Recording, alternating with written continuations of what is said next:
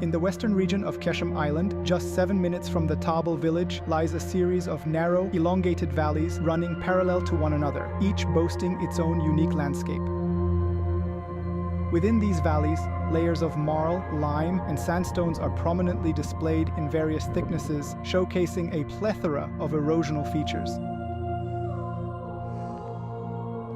Dubbed as the Valley of Statues, it owes its name to the abundance of natural formations and structures that dot its landscape, remnants of intense erosion on once lofty terrain.